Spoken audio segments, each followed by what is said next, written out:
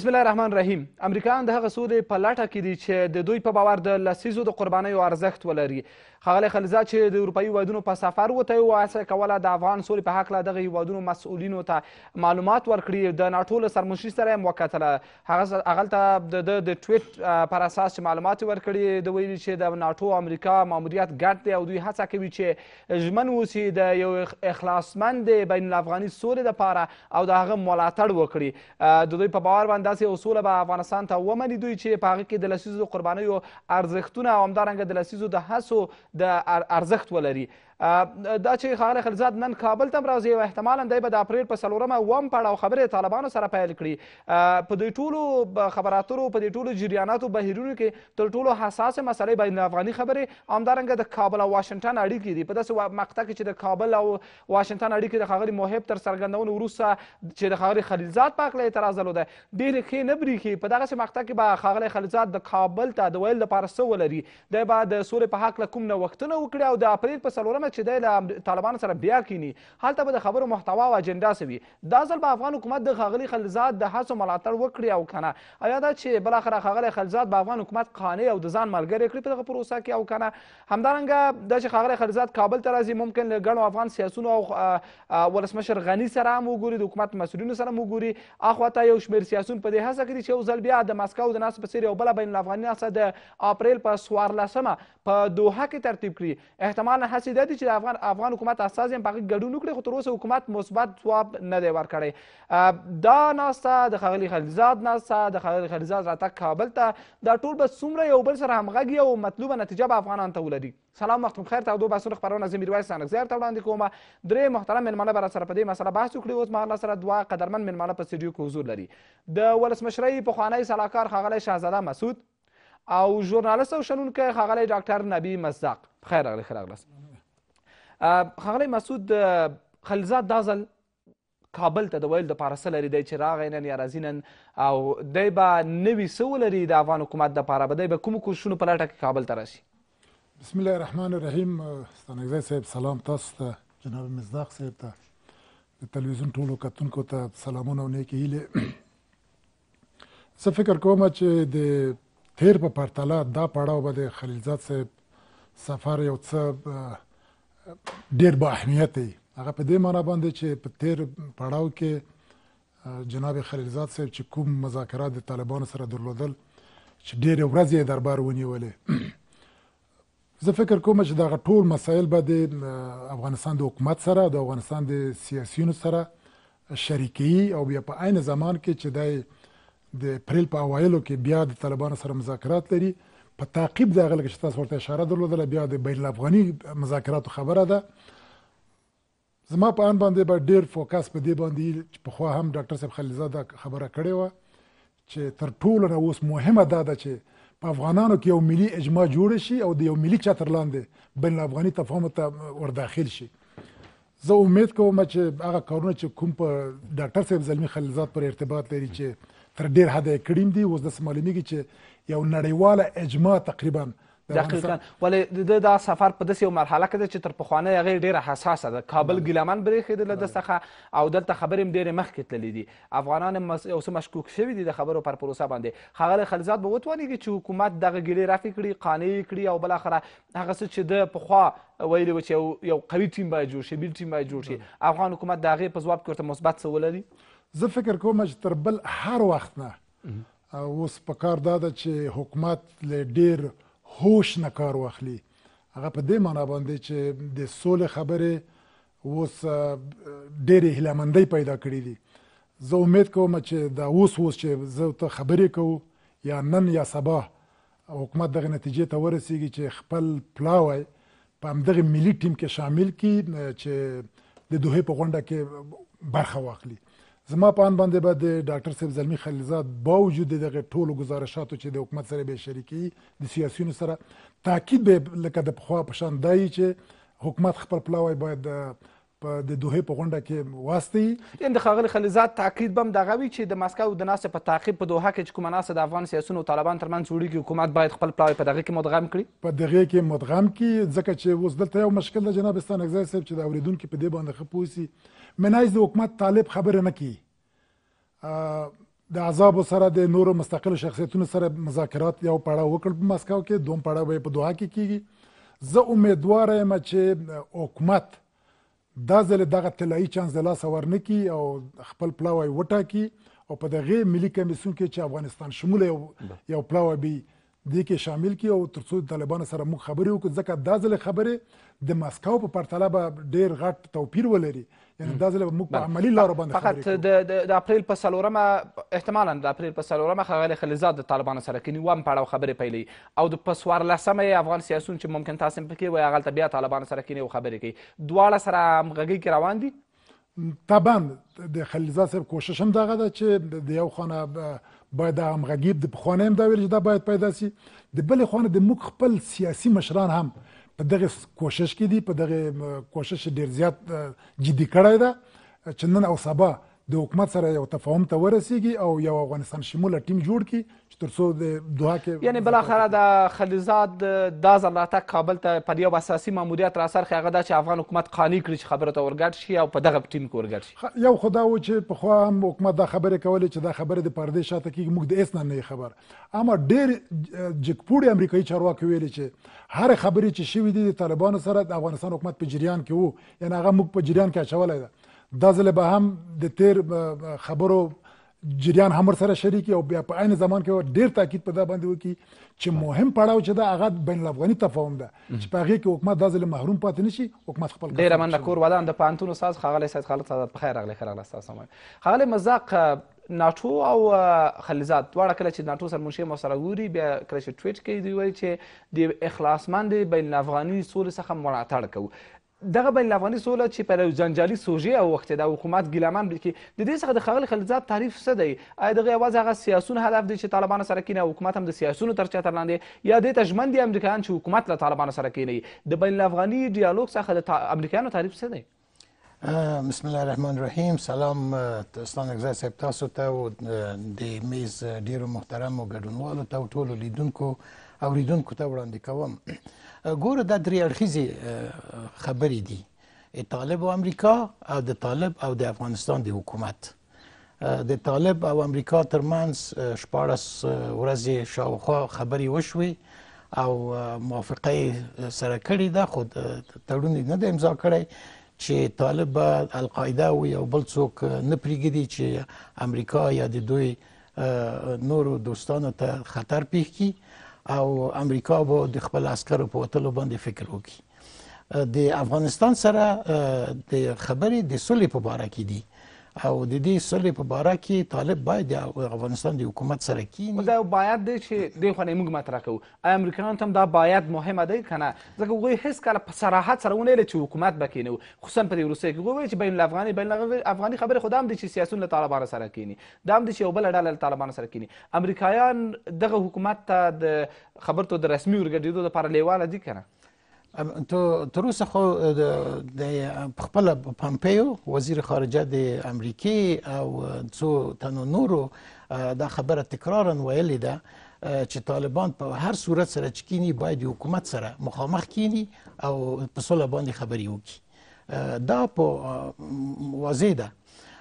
نو خبره دا ده چې توقع څه کېدلی شي له ښاغلي خلیلزاد څخه چې اوس کابل ته راغی، دا ځل له ده څخه څه توقع کېدلی شي چې دغه ابهامات رفع کړي او یعنې د افغان حکومت توقع په کوم حد کې له ښاغلي خلیلزاد څخه چې ښاغلي خلیلزاد دا ځل څه ورته ولري د ویل لپاره؟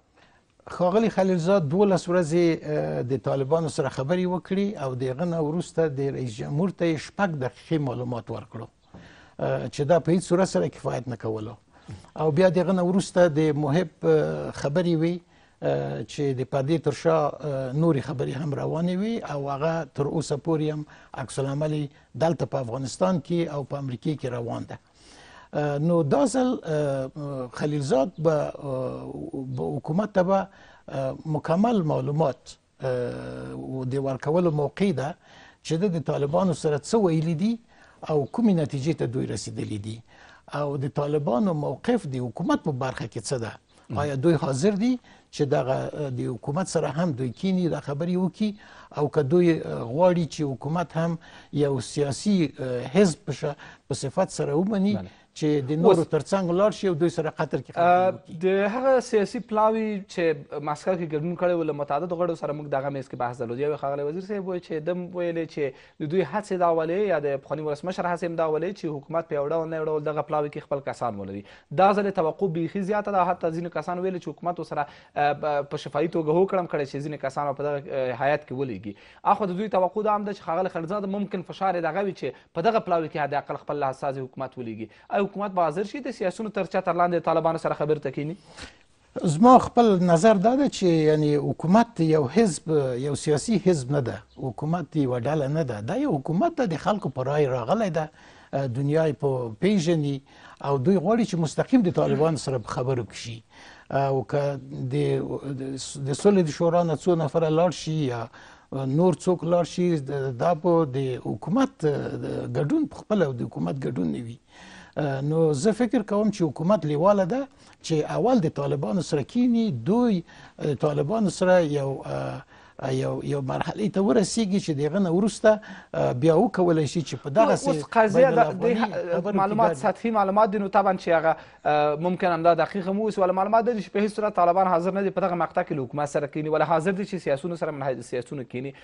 د سیاسونو یو دلیل دا دی چې سمه ده چې دلته به حکومت خپل رسمیات ونه لري په دغه خبرو کې، ولې حد اقل د حکومت هغه تشویشونه به رفع شي چې دوی فکر کوي چې دوی د سرنوشت په هکله به هلته خبرې کېږي او دوی به پکې نه وي. نو د دې لپاره باید خپل پلاوی ولیږي. اوس چې طالبان حاضر نه دي حکومت سره خبرې کوي، حکومت چاره څه لري په دې مقطع کې؟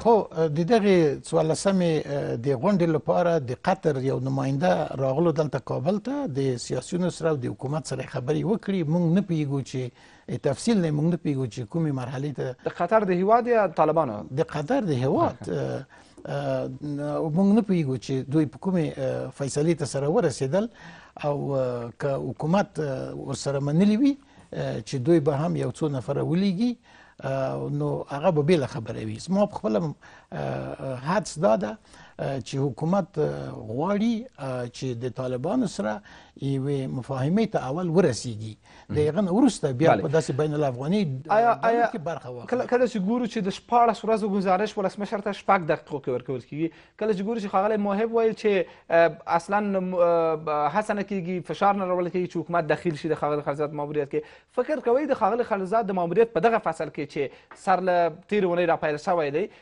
دا موضوع ځای ولري چې دوی د پر طالبانو فشار راوړي تر څو افغان حکومت سره خبرو ته کینی؟ په خپله خلیلزاد ویلي دي چې د افغانستان د حکومت سره د طالبانو خبرې د صلح د یوه مهمه برخه ده. نو طالبان په هر صورت سره چې کېږي باید د افغانستان حکومت سره کینی او د صلح په باره کې خبرې وکړي. دا چې دوی نه غواړي چې دوی غواړي چې روسانو ته لاړ شي، هلته د خبرې وکړي چې ایران ته ځي او ترکمنستان ته ځي او نورو ځایو ته ځي، خپل حکومت سره د افغانستان د حکومت سره چې د خلکو په رای راغلی د هغو سره نه کیني، خبرې نه کوي. معلوم دار چې حکومت هم دا خبره د منلو وړ نه ده، او حکومت هم کولی شي چې په د خپل موقف په ناتو باندې هم ورته تشریح، ناتو ته هم تشریح کړي، امریکا ته هم تشریح کړي چې دا یو حکومت ده، تاسو د داسې یو ډلې سره چې تاسو سره مړي کړي دي 12 کاله او تاسو ورته د تروریستانو نه ویل په ټول لیست کې مو شامل کړي وو، د هغو سره کینئ 14 ورځې خبرې کوئ او د افغانستان د حکومت سره تاسو معلومات نه ورکوئ او فشار نه راوړئ چې طالبان کینی هغو سره خبرې وکړي. ډېره مننه کور ودان. ساده صاحب دا ځل د خلیلزاد سفر متفاوت و، هغې هېوادونو ته لاړ چې شاید ډېرو هېوادونو یې مستقیم اړیکه هم د افغانستان له قضایاو سره ډېر نه درلوده، یې لیوالتیا نه درلودله، ولې دلته یو شک او اندېښنه پیدا شوه چې ښاغلی خلیلزاد د ماموریت په دغه مرحله کې طالبان ته د مشروعیت پیدا کولو په لټه کې دی چې په اروپایي هېوادونو ګرځي او بیا ناټو سره د څرګندونې. دلته یوه هڅه کېږي چې طالبان جمع سیاسیونو ته یو ډول مشروعیتونه پیدا شي راتلونکو پروسو ته، ولې د افغان حکومت د ګډون په هکله اصلا امریکایان لیوال نه دي. دا موضوع څومره دقیقه ده؟ بسم الله الرحمن الرحیم. د سلام په وړاندې کولو تاسو ته او د میز درنو مېلمنو جناب مصطاق صاحب، جناب وزیر صاحب، لیدونکو همکارانو ته زه فکر کوم چې که موږ د علمي نګاه نه وارزو چې آیا طالبان د خلیلزاد په هڅو یا د خلیلزاد له ادرس نه مشروعیت پیدا کوي یا نه پیدا کوي، زه فکر کوم چې نه، طالبان تر اوسه پورې د نړیوال حقوقي شخصیت درلودونکي نه دي. ولې دوی ذهني بحث کې شي او ذهني مشروعیت هم حداقل بسرسازي وشي ورته بیا زه فکر کوم چې کله قطر هغه مشروعیت اول باید د مشروعیت تعریف شي او حداقل طالبانو سره د خبرو اترو او هغه تفاهم لارې چارو باندې که بحث کېږي. د 2010 کال کې کله چې د طالبانو لپاره دفتر ورکول کېږي او طالبان من حیث یوې یوې ډلې یا یوې جنګي ډلې چې اوس په سیاسي پروسه کې ادغام کېږي او ریانټیګریشن پروسې خواته ځي دغه بحث له هغه وخت نه شروع کېږي په ټوله کې بحث دا ده چې طالبان یو سټیټ شکل نه دی چې بالاخره هغه په رسمي شکل دی په نړیوال کچه تر اوسه پورې وپېژندل شي. یو مسله. دویم مسله دا ده چې ښاغلي خلیلزاد دا هڅه به کوي چې اوس دغه د اعتماد فضا د افغان حکومت او د خلیلزاد صاحب ترمنځ چې رامنځته شوې ده له بده مرغه دا باید داسې نه وشي. موږ باید په ډېر ځیرکتیا سره تلي وو. حد اقل هغه څه چې اوس موږ په د شک په سترګه ورته ګورو دا باید نه وي رامنځته شوی چې خلیلزاد په دې ځای کې ولې د طالبانو سره د 14 ورځو یا د 18 ورځو لپاره د بندو دروازو تر شا کینی افغان حکومت ته 6 دقیقې معلومات ورکوي په عین زمان کې هغه اندېښنه چې به افغان حکومت د امریکایانو سره مطرح کوي هغې بالاخره د افغانستان پر وړاندې څومره جدي عکس العمل اخلي د محب صاحب د خبرو پر وړاندې. زه فکر کوم چې امریکایان په دې ځای کې لوی تقصیر لري او دغه تقصیر څخه ځان نشي خلاصولی.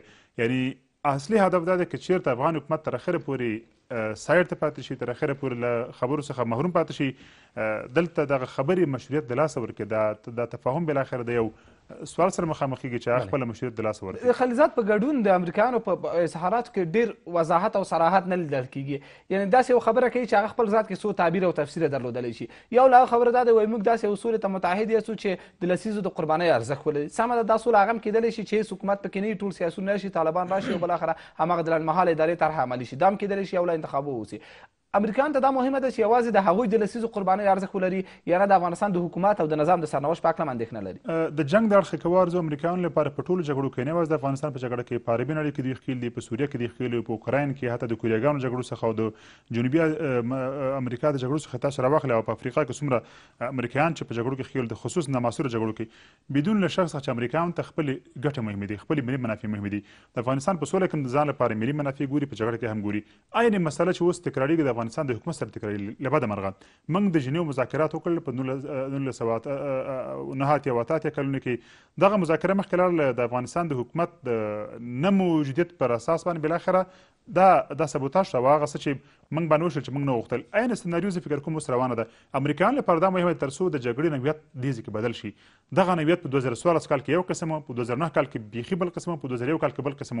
دغه درې پړاوونو کې د جګړو نوعیت چې تغیر شوی دی امریکایان په دې هڅه کې تر څو په افغانستان کې د یو داسې شتون نه دوی خبرې وکړي یا د خپلو اډو د خپلو پوځي حضور هغه حضور چې حد اقل طالبان لپاره قابل د منلو اوسي او طالبان سره تقریبا ترویجي پرمختګونه هم شوي دي داسې ومنل چې امریکایان په دې ځای کې حاضر وي امریکایان په دې ځای کې وجود ولري اما د تلفاتو د نګاه نه او دغه جګړه چې اوس څومره په بدنامۍ تمامېږي له دې څخه امریکایان ځان راوباسي. امریکایان په ټوله کې دا هدف لري. دویمه خبره چې موږ ورڅخه ډېره خورا اندېښنه لرو او لویه اندېښنه ده یو د جګړې ختمول دي بل د سولې راتلل دي. د جګړې ختمول په ټوله معنا باندې دا یو ښه خبر ده. هغه که د طالب تر عنوان د جګړه وي که هغه د داعش تر عنوان د جګړه وي همدا اوس چې په شمال کې په بادغیس کې او همدارنګه په فاریاب کې او نورې ډلې رامنځته کېږي جندله په نوم حرکت رامنځته کېږي حتی د هزارجاتو په سیمو کې د هغوی ترمنځ د اهل تشیع ترمنځ د وسوالو ډلې را پیدا کېږي. هلته د خپله د مولوي غضنفر چې مخکې طالبانو هغوی خپله بېله ډله اعلان کړې ده همدارنګه لطیف اخندزاده چې هلته یو څوک دی چې اوس په یو بله ډله هغوی اعلاني تقریبا د هغه کشفي او استخباراتي معلومات چې را افشا کېږي. ولې په ټوله کې هڅه ده چې د جګړې خاتمې لپاره هڅه وشي او دغه جګړه باید د هر عنوان لاندې چې وي هغه باید ختمه شي. همدا دوه د اندېښنې ټکي دي. یو جګړه باید ختمه شي چې سوله ولري نه دا چې جګړې نوعیت بدل شي. دویم دا چې د افغان حکومت د ګډون او نه ګډون په هکله تاسو د یو سیاسي تشویش مطرح کړ. بحث دا دی چې د خلیلزاد د ماموریت په دې ترتیب شوي پلان کې دغه دوه مسلې ځای لري چې په دې باندې دقیق واوسي. زه فکر کوم تر اوسه پورې مسله ګونګه ده تر اوسه پورې مسله مبهمه ده. ښاغلی خلیلزاد که د طالبانو سره د موقت حکومت خبرې هلته یې رد کوي د پاکستان په خوره باندې تایید کېږي د افغانستان په داخل کې سیاسیونې مطرح کوي مخامخ چې کله بیا خپله د امریکا سفیر د پاکستان پر وړاندې ټویټ کوي هغه وایي چې پاکستان دې ځای کې ښکاره مداخله کوي. زه فکر کوم دغه لوبه ډېره کمپلیکس خواته روانه ده دا ډېره پیچیدګۍ خواته روانه ده. که چېرته د افغانستان د حکومت سره هوکړه ونه شي حد اقل د افغانستان د خلکو سره هوکړه ونه شي او دا هر څه چې طالبانو سره ویل کېږي روښانه نه شي زه باور لرم چې دا بیا د یوې دایمي سولې معنا نه لري. زه باور لرم چې دا هغه څه دي چې موږ د ژنیو مذاکراتو کې ترلاسه کول په 1989 کال کې چې هلته امین مسله وشوه. که چېرته اوس مسله په دې ګونګ قسم روانه اوسي مبهم قسم روانه اوسي او هغه دوه نقطې تاسو چې ویلي د امریکا په سیاستونو کې حد اقل د امریکا په مذاکراتو کې دا اوس چې طالبانو سره مطرح کوي یا هغه خبرې چې د طالبانو د امریکایانو ترمنځ د پټو دروازو تر شا مطرح کېږي زه فکر فکر کوم چې اوس پورې دغه 2 نقطې یو د جګړې په دایمي توګه ختمېدل او یو دایمي سوله راوستل دا نه تعریف شوي تر اوسه پورې حد اقل دا هم نه تعریف شوي چې آیا د افغانستان د حکومت سره دوی کوم قسم ډیلینګ کوي دغه د نظام په اړه باندې دوی کوم قسم معامله کوي دغه تعاملات فکر کوم ګونګ دي او دغه ګونګتیا په دې معنی باندې چې په آینده کې به له بده مرغه که دغسې خبرې مخکې لاړې شي دا به ډېرې ستونزې راولاړي چې هغه به د امریکایانو لپاره هم مشکل ساز وي افغان حکومت لپاره هم. ډېره مننه کور ودان لنډه دمه لرو بیا هم بحثونه دوام لري.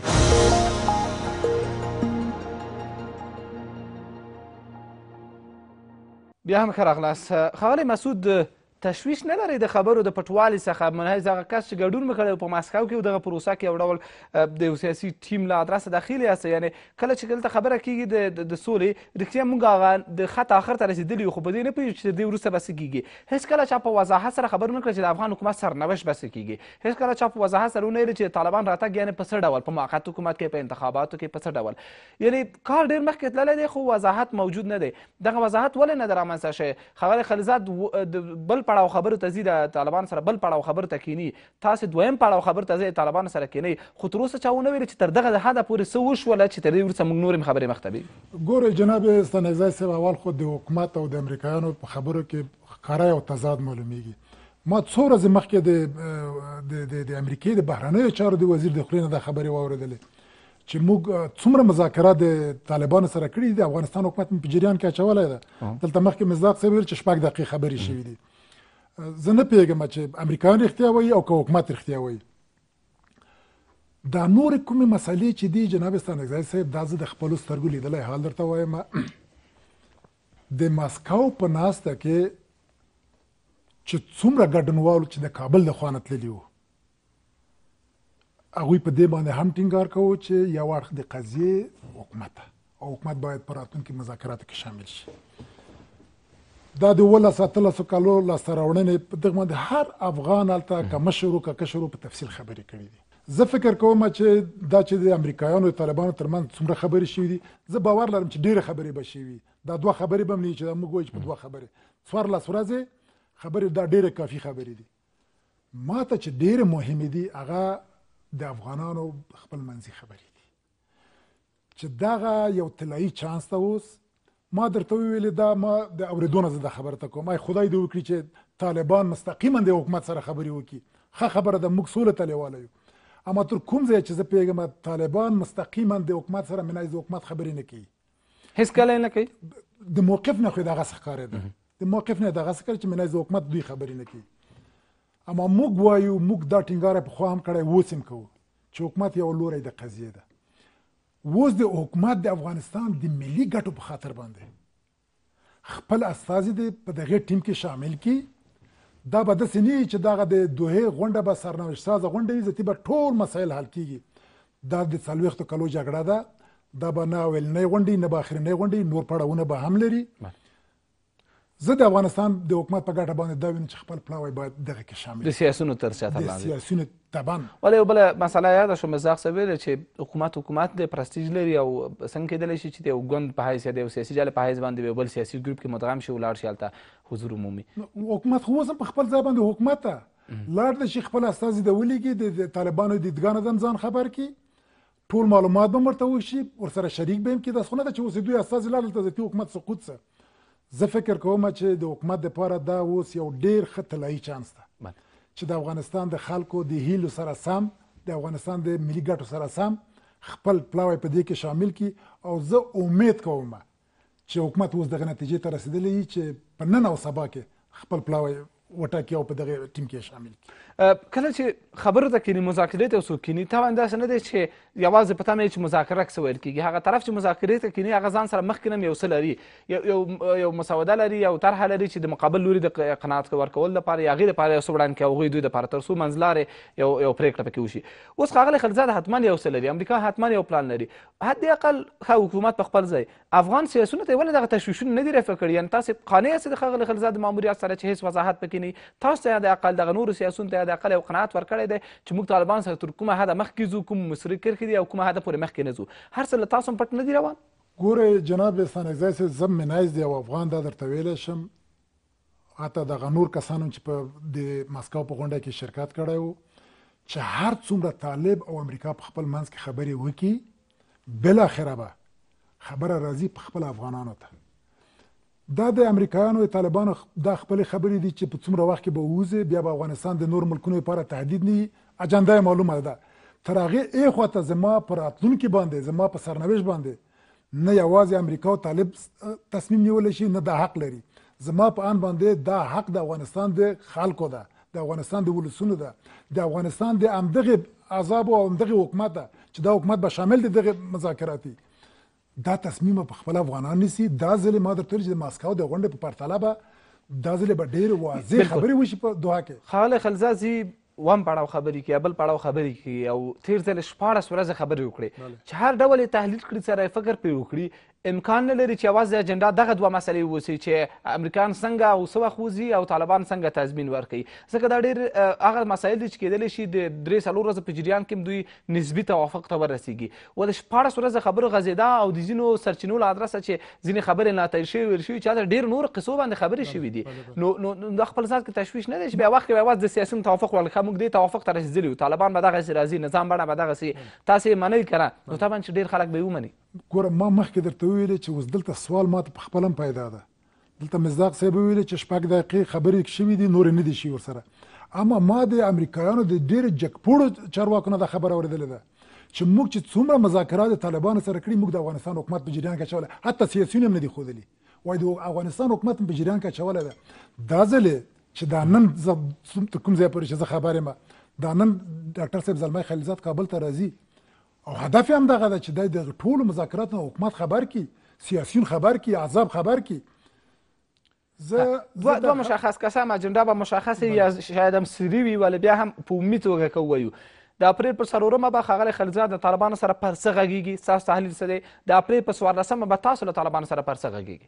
زه فکر کوم چې اوس خو د وضعیت نه داسې معلومیږي چې هغه د دوی د وتلو د مهالویش خبره ده، د مهالویش خبره چې په هغې باندې په کلیاتو کې دوی موافقه کړې ده، اما نهایي توافق ته نه دي رسېدلي. ځکه دلته څو نورې مسلې هم دي چې امریکایان یا ډاکټر صاحب زلمی خلیلزاد ورته اشاره کوي چې هغه په بین الافغاني تفاهم کې د اوربند مسله ده چې ډېره حیاتي مسله ده. بل پړاو د خبرې مهمه بیا موږ ته افغانانو ته راجع کېږي چې موږ د طالبانو سره کېلو. زه فکر کوم چې دا ځل چې خلیلزاد صاحب راسي د خبرې به ډېرې روښانه شي، د افغانستان د حکومت هغه تشویشونه به هم رفع شي او بل به وضاحت وکړی شي چې آیا د افغانستان حکومت تر اوسه په جریان کې اچولی او که نه یې اچولی. زه چې څومره پیږم دوی په خبره کې تضاد، دوی وایي چې نه یو او هغوی وایي چې نه دوی په جریان کې دي. ډېره مننه. مصداق صاحب د ښاغلي خلیلزاد دا سفر چې اوس یې کړی دی څومره به وتوانېږي دغه ابهام رفع کړي او وضاحت رامنځته کړي؟ دویم مسله دا ده چې دا یو خبره امریکا هم تضاد کې ده چې امریکایان وایي چې په هېڅ داسې توافق نه دی شوی چې هغه د افغان حکومت جریان کړي، موږ په بشپړه توګه د جریان کې پرېښي دي. حتی ښاغلي داوودزي هم ویلې چې تر هغه یو مرحلې پورې چې زه جریان کوم نو په بشپړه توګه موږ جریان کوو، تر هغه وروسته بیا خبر نه یم. واقعا حکومت څومره په جریان کې دی او څومره خبرې ترې پټې پاتې دي؟ دویم دا چې دا ځل خبرو دپاره څه فکر کوئ چې اجنډا به څه وي د امریکایانو طالبانو ترمنځ؟ ګوره هغه څه چې محب صاحب وویل چې دوی په جریان کې نه دي، دا د ده د خولې نه و چې تا نه رئیس جمهور ته یې 6 دقیقې معلومات ورکړي وو. ما د ده د خولې نه دا خبره وکړه. نو اوس د امریکا موقف باید دا وي چې په عوض د دې چې ووایي چې باید محب ته پس له دې ویزا ورنه کړی شي چې امریکې ته راشي، یا د محب سره د امریکې نظامی او غیر نظامی کسان باید هیڅ کله ورسره ونه ګوري. عوض دې چې دا خبرې وکړي باید توضیح کړي چې د محب څه وویل چې دوی باندې دومره بده ولګېده، اصلي هدف څه و، ولې دوی نشي کولی چې توضیح ورکړي. دغه توضیح موږ غواړو چې د خلیلزاد نه واورو چې د څه شی ویلی دي، ولې د خلکو په منځ کې دوه خبرې د تشویش رفع کولی شي. لومړی دا چې په هیڅ صورت کولی هر څومره مخکې لاړ شي امریکایان او طالبان په یوازې ځان نشي کولی چې د افغانستان په راتلونکي باندې داسې یو تصمیم ونیسي چې هغه کې د حکومت سیاسیون افغانان شریک نه وي. دا هېڅ امکان نه لري. نو ځکه باید ډېر تشویش ونه لرو، اندېښنه ونه لرو.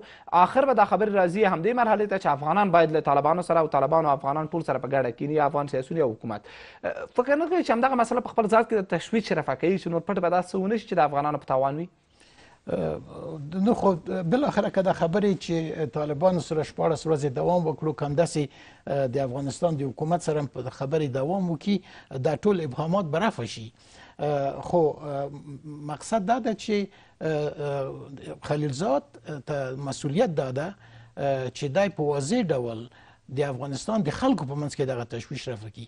ګوره ماسکو ته دغه غونډه چې وشوه چې لاړل د حکومت سره همغږي نه وه شوې، فقط په ماښام چې سبا ته دوی روان وو غوښتل کرزي غوښتل چې رئیس جمهور سره وګوري. نو څه شی به ویلي وو په یو ماښام باندې، هغه ونه غوښتل چې ورسره وګوري. نو وایي چې غوښتنه شوې وه له حکومت نه چې حداقل غیر رسمي توګه د خپل یو څو استازي په دغه پلاوي کې ولېږي دوی سره. نه ګوره اجماع نشته. ماسکو ته یو طالب و، یو د کابل نه دغه ډله وه چې لاړه. دا ډله په خپل منځ کې نه و سره جوړ، په یوه خوله نه و. تاسو واوریدل چې ډېر مشکلاتونه په دوی منځ کې وو، او بالاخره داسې یو شی و چې په خپل روسانو ته یو خجالت پیدا شو. هغوی پردې تر شا پټ شول، معلومه نه شوه چې دا غونډه د ماسکو چا جوړه کړه، چا دوی راوستل، دوی مصارف چا ورکړل. هلته د انیس زوی دا یو اتحادیه لري، یو بل څوک و، دغه خبره یې ټولې هغو ته ورجوع کړه چې دا کار دوی کړی ده. دا په دغه رقم سره اجماع د افغانستان د یوې سولې د دومره مهمې قضیې دوی بیا په اپریل کې کینی. توقع یې دا ده چې حکومت ورسره استازي ولېږي، حداقل تشویشونه خو به یې رفع شي چې هلته څه ویل کېږي. درسته ده. اوس باید همدغه ډله چې غواړي چې بیا قطر ته لاړ شي او طالبانو سره وګوري، باید د حکومت سره یوې موافقې ته ورسیږي. باید حکومت سره دوی یو اجماع جوړه کړي چې هغه څه چې دوی هلته وایي هلته به یوه خبره وي. داسې به نه وي چې هلته د حکومت پر ضد هر څوک غواړي چې د خپل پلان وړاندې کړي او خپلې خبرې وکړي. که د افغانستان خبره ده، د سولې ده، دا د ټولو افغانانو ده. نو دا اجماع د دغه ډلې چې ماسکو ته لاړه او چې بیا اوس روان دي قطر ته روان دي، د حکومت سره باید دوی به موافقې ته ورسیږي. تر هغه وخته پورې چې دا موافقې ته ونه وي رسېدلی، دا یو بین الافغاني صحیح اجماع نه ده، یو بین الافغاني یو ځای کېدل نه دي. نو خلیلزاد چې بیا طالبانو سره کینی، هلته 14 ورځې خبرې وکړلې او هلته یوازې دغه 2 خبرې لیک شولې چې پر امریکایانو پر وتلو او د طالبانو د تضمین په هکله بحث شوی دی. آیا واقعا هلته همدغه بحث یو دویم دا چې دا ځل به هم دوی د همدغه مسایلو په جزئیاتو غږېږي یا نور مخکې به هم ځي داسې خبرې به وي چې باید د طالبانو او امریکایانو ترمنځ وشي؟ د محب صاحب خبرې چې د پردې تر شا نورې خبرې روانې دي او خلیلزاد غواړي چې ځان ته یو موقف پیدا کی او غواړي چې ځان ته یو ځای پیدا کی او د موقت حکومت چې دی غواړي. خلیلزاد خو همیشه غوښتل چې د افغانستان ریاست جمهوریه هم وکړي. د 2004 کال نه را په دې خوا دا شک لا هم په ځای دی چې ښاغلی خلیلزاد ځان دپاره هم یو څه کوي لګیا دی. خو همدا خبره وه چې محب دغه خبره روښانه کړه چې یعنې دی خپل ځان لپاره هم اخته ده. دا چې طالبان ورسره موافقه کړې ده او که نه ده کړې او شرایط څه شی دي، دا ټول شیان دي چې موږ دغه نه یو خبر. نو اوس چې دی دلته کابل ته راغلی ده یا راځي، باید د خلکو تشویش دی رفع کړي چې دی څه غواړي، طالبان دته څه وایي، دوی ته څه ویلي دي. د ویلي دي په بي بي سي په یوه مصاحبه کې خلیلزاد ویلي دي چې امریکا د عسکرو وتل به ډېر کلونه ونیسي. طالبان وایي چې په 6 میاشتو کې، سیاسیون وایي چې په 1.5 کال کې به صحیح خبره وي چې ووځي. موږ نه پوهېږو چې اصلا خبره چیرته ده. دغه ټول مشکلاتونه دي چې خلکو ته تشویش پیدا کړی ده. 2 خبره، یو دغه ټول مشکلاتونه او تشویشونه چا پیدا کړي، دویم د چا مسؤلیت دی چې د تشویشونه او مشکلاتونه حل کړي. زه فکر کوم چې د امریکایانو ده، د امریکایانو دغه تشویشونه پیدا کړي دي. لکه ما چې مخکې وویل چې دا یوه ډله چې تور لیست کې شامل کړي وو، تروریستانو نه ورته ویل او مړي ورسره کړي وو او د هغو سره دوی کینی پټې خبرې تر 14 ورځو پورې کوي او کابل حکومت په جریان کې نه ده. پامپیو دا نورو داسې نه دي ویلي دي چې یعنی موږ د ټولې خبرې کوو. ولې رئیس جمهور د ټولو خبرو نه خبر وي، نو دوی به ولې هغه وکړي، شکایت به وکړي چې موږ ته خلیلزاد پوره معلومات نه ده راکړی. موږ نه پوهېږو چې په 14 ورځو کې دغه 2 موضوعګانې چې د عسکرو وتل دي او طالبان القاعدې نه منل دي او افغانستان نه بله اډه نه جوړوي چې د خارجیانو په مقابل کې ورنه استفاده وشي. دا لکه تاسو پخپله چې وویل دا خو 2-3 ورځې خبرې دي چې موافقې ته رسیږي. که دا 2 خبرې وي، اوس هم معلومه نه ده چې د عسکرو وتلو باندې په څه موده موافقه شوې ده او طالبانو د القاعدې ترڅنګ نور کوم 14 دلته تروریست ډلې په افغانستان کې هم د اوس موجود دي د نورو اطمینان ورکړی دی چې دا به هم زموږ سره نه وي دوی به د ځینې فعالیت نه کوي. سلامت سي مصداق صاحب. ښاغلی سعادت، افغان حکومت ښکاري چې دوامداره مقاومت یې وکړ د روانې پروسې پر وړاندې د څرنګوالي د ابهام پر وړاندې. البته اوس ښاغلی خلیلزاد بیا کابل ته راځي. هلته امریکایي چارواکو مقرر توګه ویل چې هېڅ توافق نه دی شوی. څو ځلې امریکایي چارواکي مجبور شول چې یو څه سپیناوی وکړي دې مسئلې. ښاغلی خلیلزاد به دا ځل په خپل تقسیم اوقات دې ته ځای ولري چې په واقعي معنا افغان حکومت دغه دوو مسایلو وړاندې چې تاسې وړاندې اشاره وکړله په جریان کې پرېږدي، تشویشونو سره رفع کړي او دغه ماموریت د کامیابۍ لوري ته بوځي په دغه شکل چې حکومت په بشپړه توګه په جریان کړي. یعنې امریکایان مجبوره شوي دي چې مسیر لږ څه منحرف کړي دغه خبرو. زه فکر کوم چې د ښاغلي مهم تر خبرو وروسته د امریکا په ذهنیت کې د امریکا د سیاسیونو په ذهنیت کې خصوصا د افغانستان د سولې د پروسې په تړاو یو څه بدلون رامنځته شوی. هغه دا ده چې امریکایان غواړي دا خبره په دې قسم کې مخکې ځي د افغان حکومت د نشتون په اړه باندې دا پرمختګ نشي کولی. که پرمختګ هم که بالاخره په یو داسې نتیجه به منتج شي چې هغه ممکن د امریکایانو لپاره د افغانستان د حکومت لپاره په ګټه نه اوسي او طالبانو لپاره هم. زما باور ده چې بلې امریکایانو پر اخرو کې یو څه انعطاف پذیري باید ښکاره کړي او هغه دا ده چې د ښاغلي خلیلزاد له ټویټه معلومیږي او د هغه د خبرو، ځکه موږ د هغه هره خبره چې ګورو د هغه په شخصي پروفایل کې چې هغه څه کوي. مثلا د حد اقل ویې کولی شول چې لومړی د چین او د روسیې او د اروپایي اتحادیې د مشرانو سره کینی او د هغې د اساسو سره کینی او د افغانستان د سولې پروسې اړوند معلومات ورکړي. پخوا دا شی نه و، یا حد اقل که کابل ته راځي دا به د نوو خبرو سره او دا خبرې چې د افغان حکومت مخکې به د طالبانو سره خبرې کولې بیا به کابل ته راغی، اوس دا مخکې نه چې طالبانو ته ورشي افغان حکومت سره راځي کینی. دا یو بل پرمختګ دی تقریبا په شکلي لحاظ چې معلومیږي او د افغان حکومت ترمنځ چې مطرح کیږي. مهمه خبره دا ده چې په ټوله کې که خلیلزاد صاحب او د ټیم او د دغه اوسنۍ مانوره اوسنۍ ماموریت په دې باندې روان اوسي لکه طالبانو سره چې په اولو خبرو کې پرمختګونه کیږي، دا به د امریکایي ګټې زیاتې په نظر کې ونیسي. ګوري طالبانو څخه تضمین اخیستل کیږي چې طالبان باید د نورو تروریستي ډلو سره چې هغه داعش او القاعده او نور دې څخه باید بالاخره پرېکون اعلان کړي د امریکا لپاره تهدید نه اوسي.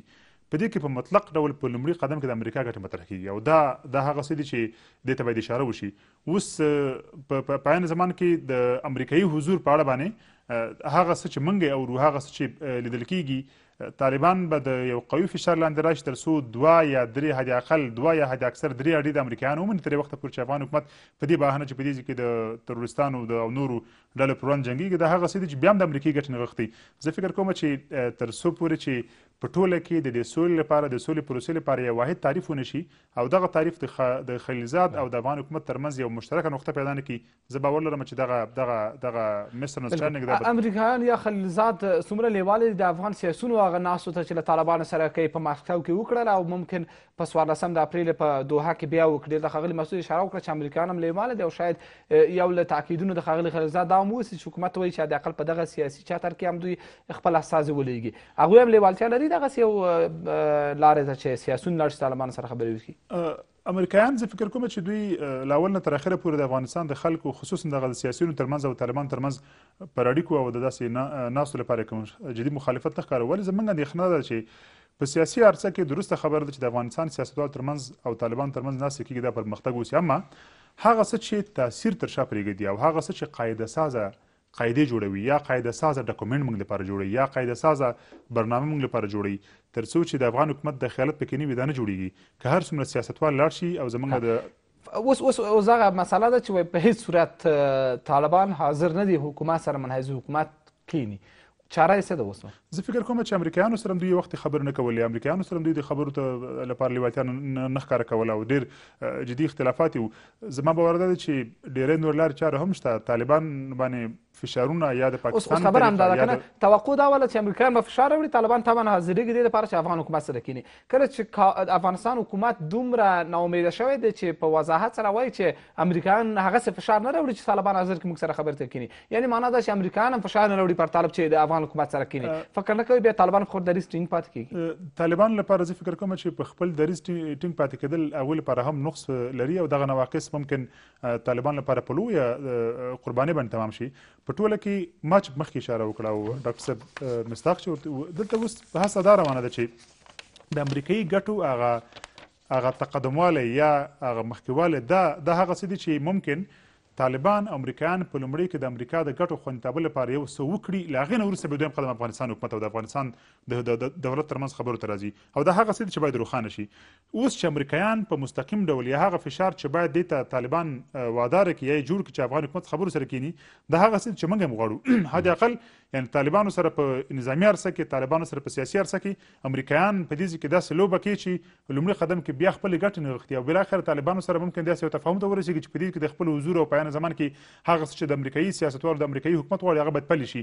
زما باور دا ده چې په ټوله کې په اخره نقطه باید اوسي او اخري خبره دا ده چې طالبان ته دغه د خپل دریځ باندې ټینګ پاتې کېدل ممکن دغه چانسونه د طالبان لپاره بالاخره له لاسه وځي او کوم منتج به مثبت امریکایان که د خپلو ګټو دپاره هم حد اقل تلاش کوي. د افغانستان د سیاسي جوړښت، د نظام جوړښت، د سیاسي مشارکت موضوع څومره د امریکایانو لپاره جالبه ده چې دوی د خپلو ګټو تر تامین وروسته له طالبانو سره په دغه ډیالوګ کې هم ځان دخیل وساتي؟ زموږ د نظام برخه، د افغانستان د نظام برخه سټراکچر لومړي قدم کې د افغانستان د خلکو لپاره مهمه ده نسبت د امریکایانو لپاره. امریکایانو لپاره خپل حضور مهمه ده، که د افغانستان د حکومت موقت اداره کوي، که اوسنۍ کوي، که آینده کې اوسي. یو مسله. دویم مسله دا چې افغانستان اوس د نړیوالې ټولنې یو برخه دی، یو جز دی، او که چېرته دا په دې قسم له منځه ځي لکه څنګه چې عمران خان ویل، لکه څنګه چې موږ اورو یا یې ګورو چې په دې ځای کې نور هم داسې حلقې دي چې د داسې مانورې لپاره کار کوي چې د موقت حکومت ایجاد، د اوسني حکومت نسکورول او بالاخره یو بل مبهم حالت ته تک چې هلته ممکن دغه حکومت موقت حکومت د دې ظرفیت ونه لري چې وکولی شي دغه لویه پروسه بالاخره منیجمنټ کې مدیریت کړي. که د دې مدیریت لپاره داسې حکومت رامنځته کېږي چې هغه له دې څخه ضعیف اوسي، زه فکر کوم دا د امریکا د نړیوالو او بالاخره د سیمه ییزو هېوادونو د پاکستان یو ګډه منوره ده. په ضمن کې هغه څه چې ډېر مهمه دي هغه دا دی چې اوس طالبان وی موږ د حکومت سره خبرې نه کوو، دوی له چا سره خبرې کوي. یعنې که دغه دلته به انتخابات روان اوسي، په دې ځای کې دغه حکومت تداوم روان اوسي، که د حکومت په راس کې هر څوک اوسي، هغه مهمه نه ده. مهمه دا ده چې اوس طالبان د حکومت سره خبرې نه کوي، دوی باید څه وکړي؟ یعنې حد اقل د افغانستان خلکو ته باید ځواب ورکړي، امریکایانو ته باید ځواب ورکړي چې موږ که د حکومت سره خبرې نه کوو. هغوی البته دلیل وایي چې موږ له تاسو سره غږیږو، معنی دا چې د افغانستان له خلکو سره غږیږو، وایي سیاسیونو سره غږیږو، حتی د حکومت له مسؤلینو سره منحیز افغانانو غږیږو، ولې منحیز حکومت نه غږیږو؟ د هغوی دلیل دا ده وایي غږیږو، افغانان خپل منځ کې زه باور لرم چې دا خبره تر اخره پورې ګونګه پاتې کېږي. هغه تکلیف او هغه وجایب چې یو قرارداد د سولې په نړیوالو حقوقو کې ایجادېږي، هغه تکالیف چې ایجادېږي او هغه چې بالاخره ورځي حکومت ته ورځي، نه اشخاص ته ورځي. په دې ځای کې سیاسیون د سولې د قرارداد او د سولې د پرېکړه لیک او د سولې د هوکړې د لاسلیک لپاره متضمن نه دي، هغې تضمین کوونکي اشخاص نه دي، بلکې په دې ځای کې حکومت ده چې د خپل انحصاري قدرت نه په استفادې کولی شي طالبانو سره سوله وکړي. یعنې مخکې ما خبره وکړه، اخري خبره کوم، که چېرته طالبان تر اخره پورې په دې ټینګار کوي چې افغان حکومت سره نه کینو، د حکومت د نشتون هغوی د شتون څخه هغوی انکار کوي او د افغانستان د حکومت د سیاسیونو سره کینیا پخواني او اوسني، زه فکر کوم په ټوله کې دا د سولې د قرارداد لپاره یا د سولې تفاهم لیک د رامنځته کېدو لپاره زمینه سازي نشي جوړولی، بلکې دا په سیاسي او عرصه کې پرمختګ اوسي تر څو طالبان هغه نظریات روښانه شي، طالبان هغه ایډیالوژي روښانه شي، طالبان هغه دریځ روښانه شي د افغانستان په مختلف موضوعاتو. اما په ټوله کې د سولې د قرارداد لاسلیک صلاحیت فقط د افغانستان د دولت صلاحیت دی. ډېره مننه، سلامت اوسئ. څنګه کېدلی شي ښاغلی مسعود چې د سولې پروسې ته هیلهمنتیا ولرو، حال دا چې په رسمي چوکاټ کې کارولو هغه لوی عیب پکې لا هم موجود دی چې حکومت داخل نه دی، که سولې تړون کوئ، که د بندیانو په حق نه تړون کوئ، که بله مسله رسمي چوکاټ حقوقي چوکاټ ته راولئ، حکومت چې پکې نه وي، دغه ستاسو د امریکایانو د ټولو افغانانو د طالبانو د ټولې هڅې به هېڅ شي. یعنې فکر نه کوئ چې پروسه ډېره زیاته ناقصه روانه ده په دغه مرحله کې؟ دلته خپله په حکومت کې هم ډېرې نیمګړتیاوې دي جناب ستانکزی صاحب. تاسو وګورئ تېر کال د سولې عالي شورا یو پلاوی ولګه مسکو ته د حاجي صاحب دین محمد مشرۍ باندې، او په هغې ناسته کې د افغانستان د وخت سفیر هم ناست و. د سفیر ناسته یې دا په معنا د دې باندې چې د حکومت نمایندګي کوي، خو څو ورځې وروسته یې ویل چې دا زموږ د حکومت نمایندګي نشي کولی. پلاوی یې ولېږه ابودوبۍ ته مذاکراتو لپاره، څو ورځې په ریسپشنو کې انتظار هم وکړو چې ملاقات وکړي، ملاقات ونه شو. زه خو وایم چې حکومت د قضیې یو اړخ ده او د ما غوندې ډېر افغانان داسې وایي چې یو اړخ ده، اما دا چې اوسنۍ شرایطو کې طالب وایي چې زه منایز د افغان خبرې ته سره تیار یم، نه منایز د حکومت، او دلته دغه ټول سیاسي اعضا معاصر شخصیتونه زی په مذاکراتو کې برخه اخلي. حکومت دې زه وایم چې خپل استازي ولېږي په دغه کې، ځکه که د دې حکومت په موجودیت کې موږ یو باعزته تلپاتې سولې ته رسېږو، دا د افغانستان په تاریخ کې بیا دا څوک نه وایي چې دا د چا په وخت کې دا سوله راغله. دا واضح خبره ده، بیا به وایي چې دا د ډاکټر صاحب اشرف غني په وخت کې دا سوله راغله. زه وایم چې د افغانستان ما یو څه اورېدلي دي هغه د تشویش په هکله، لکه حکومت سره شاید دا تشویش وي چې کله دغه ټیم چې مسکو ته تللی، خصوصا چې ښاغلی کرزی صاحب په راس کې ده، دا د خپل ځان دپاره د یو سیاسي مشروعیت د کسب په تلاش کې ده. حتی راتلونکي کیدای شي طالبان هم ځان سره په دغه ټیم کې ګډ کړي او بالاخره د یو موقت ادارې او بل سرپرست ادارې دغه بحثونه مطرح شي. نو د حکومت د پلاویو ګډون په دې معنی چې دا ټیم لا مشروعیت پیدا کوي او د حکومت مشروعیت تضعیف کیږي. بې ځایه تشویشونه دي. مخکې جناب مصداق صاحب ورته اشاره وکړه، زه د مسکو د غونډې ګډونوال وم. د مسکو غونډه جناب ستانکزی صاحب چې هغه څه توقع ما درلوده د هغه برخلاف 40 کاله په دې ملک جنګ سوی ده. ته د یو ډلې سره کښېنه چې د هغې سره کلونه تا جنګ کړی او بیا په دومره صمیمیت او په دومره واضح فضا کې د یو بل نظریات اورېدل، یعنی ما درته ویلي چې هلته نه د حکومت په ضد باندې چا خبرې کړي دي، نه د نظام په لاسته فکر نه کوئ چې د حکومت د اساسو شتون د یو سیاسي چتر لاندې د یو بل سیاسي ګروپ سره هغه سیاسي ګروپ ته وزن ورکوي ور خپل وزن کموي؟ دا یو تشویش دی. زه دا وایم چې که د افغانستان ګټې په دې کې خوندي، د افغانستان ملي ګټې په دې کې خوندي، دغه کار د افغانستان د ملي ګټې په خاطر باندې وکړي. اوس چاره څه ده؟ طالب وایي چې زه سره خبرې نه کوم، زه منایز د حکومت د سره خبرې نه کوم، منایز افغانانو خبرې ورسره کوم. زه دا وایم چې که د افغانستان ګټې په دې کې رانغښتي دي خپل کسان دې پکې شامل کړي. زه په دې باور او یقین لرم چې دغه سولې کریډیټ نه خلیلزاد ته ورځي. خلیلزاد تېره شپه وضاحت ورکړه چې زه منایز د امریکې د استازي په دغه مسله کې ګمارل شوی یم، د خپل ځان دپاره هېڅ نوه کوم هدف زه نه لرم. زه وایم چې دغه ګټه ټوله په ډاکټر صاحب اشرف غني باندې خاتمه پیدا کړي، ځکه چې هر څه چې راځي د په حکومت په وخت کې راځي. زه دا وایم، ما پیشنهاد دغه د حکومت ته چې حکومت باید دا طلایي چانس د لاسه ور نه کړي، خپل کسان باید په دې کې شامل کړي. که الله تعالی غوښتل چې په وطن کې سوله راسي، اول امتیاز باید د ډاکټر صاحب اشرف غني. بله، ډېره مننه ښاغلی مصداق. څه تشویش دی چې باید د افغان پلاوي په جوړښت کې د حکومت اساس ونه اوسي. حداقل دغه فرصت نه استفاده وکړي، حکومت باید فرصتونو نه استفاده وکړي. هغه فرصت او هغه دروازه پرې تړلې ده چې مخامخ خبر ته کړي. طالبان دا کار کړی دی. اوس دغه یو چانس شته، ولې دغه چانس څخه ګټه نه اخیستل کېږي؟ ما خو مخکې هم وویل چې که د پلاوی چې د افغانستان د خلکو نمایندګي وکړي، د ټولو افکارو نمایندګي وکړي، دا باید اول په کابل کې د حکومت سره کینی. خو دوی وایي چې موږ کینو، موږ حاضر یو خبرې کوو حکومت سره. ښاغلی کرزي څو هڅې کړي دي چې ولسمشر غني سره کړي. دوی وایي چې موږ همدې تلاش کوو چې حکومت قانع کړو. خو که حکومت قانع شلو چې واقعا دغه یو بین الافغاني پلاوی ده او په دې ګټې د حکومت لپاره د افغانستان لپاره ډیر زیاده نسبت دې ته چې برخه پکې ونه خلي، حتما به برخه پکې واخلي. اشرف غني د سولې لپاره په د 4.5 کالو کې بېسارې زحمتونه ایستلي دي. نړیوال اجماع جوړه کړې ده، اسلامي اجماع جوړه کړې ده، منطقوي اجماع بین ایران او پاکستان تقریبا جوړه ده. نو په داخل د افغانستان کې دلته مشکلاتونه دي. وخت چې سولې خبره راشي داسې خبرې کیږي فقط لکه چې د اشرف غني حکومت باید ختم شي او یو بل حکومت د ده په یوه سره راشي. انتخاباتو ته کوم اهمیت نه ورکول کیږي او افغانستان حکومت ته چې د افغانستان د خلکو نمایندګي کوي، د خلکو په رایو باندې راغلی ده، هغه ته ډیره توجه نه کیږي. نو دغه تشویشونه دي چې د امریکا مسؤلیت ده چې دوی باید توضیح کړي چې د محب خبرې ولې په دوی باندې بدې لګېدلې دي. هغه څه وویل چې هغه واقعیت یعنې دا چې د ښاغلي محب خبرې پر امریکایانو ښې نه دي لګېدلې، دا خپله دې لپاره ثبوت دی چې دوی څه پټ روان کړي دي.